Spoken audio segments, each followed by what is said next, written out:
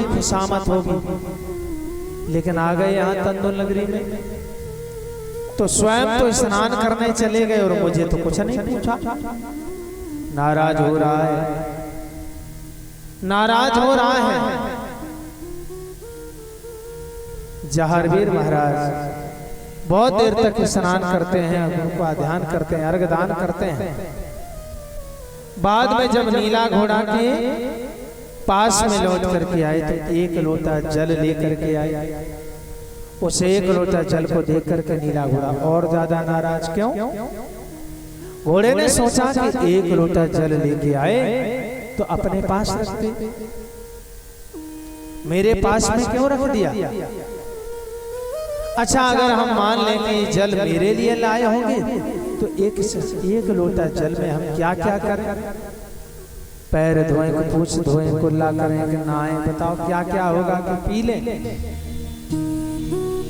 एक लोटा जल में क्या क्या हो सकता है? नीला घोड़ा नाराज हुआ,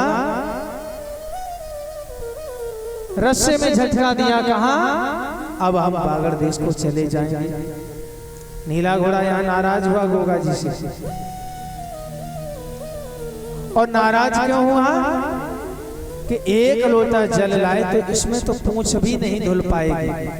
और देखो भैया, 2-1 दिन ना नहाओ चलेगा, कम से कम पूंछ तो साफ रहे। और पूंछ का मतलब 2 अर्थ हैं, एक अंग विशेष को भी पूंछ कहते हैं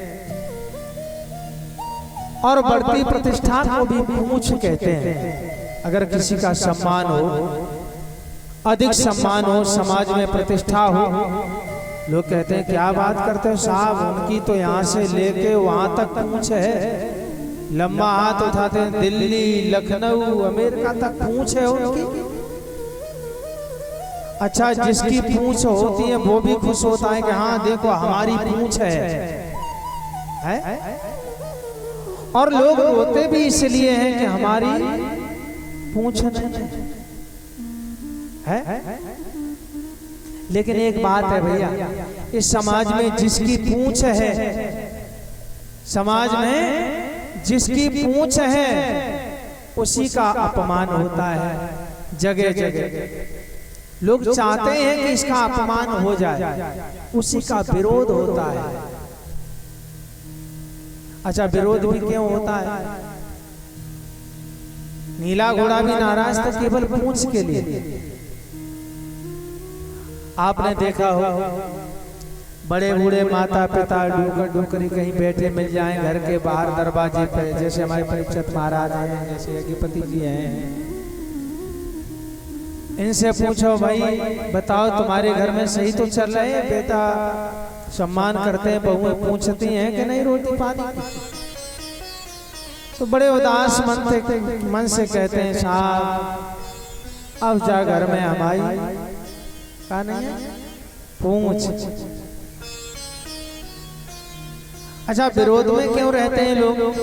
ऐसे समझो, एक गांव में एक हाथी आया, और जब भी हाथी आता है तो आप समझते ही हैं, जो घंटी बजी तो गांव के सब बूढ़े बड़े और बच्चे सभी निकल आए, हाथी आया, हाथी देखे।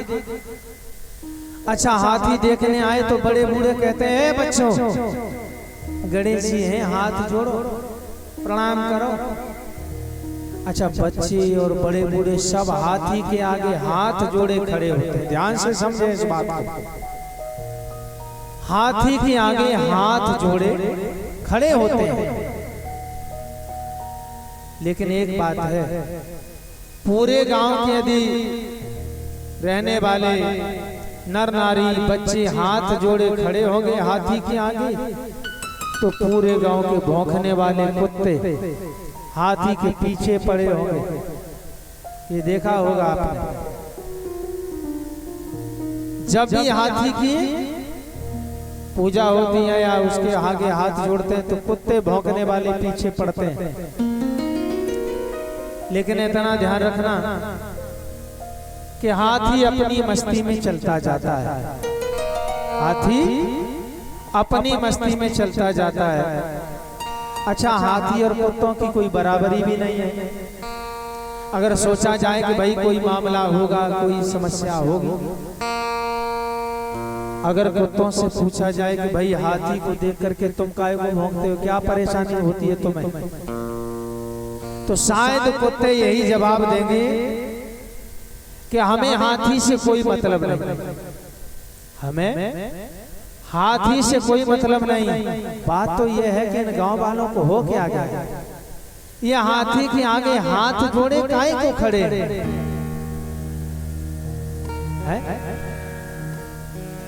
एक बात और भी है कि कुत्ते इधर उधर खूब भौंकेंगे, दाएं जाएंगे, बाएं जाएंगे, पीछे दौड़ेंगे, लेकिन हाथी के आगे कभी नहीं आते।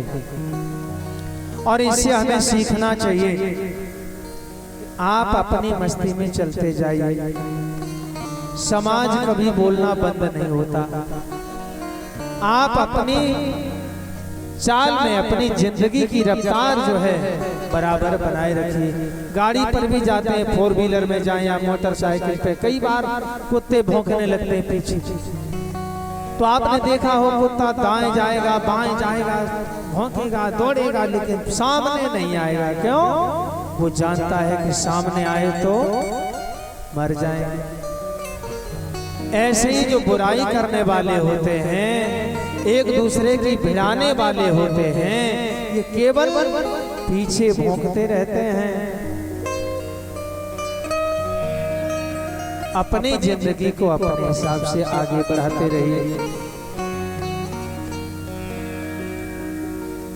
जहारवीर ने जब कहा भैया तुम नाराज क्यों हो, घोड़ा ने कहा तुम्हें मालूम ही नहीं हम क्यों नाराज।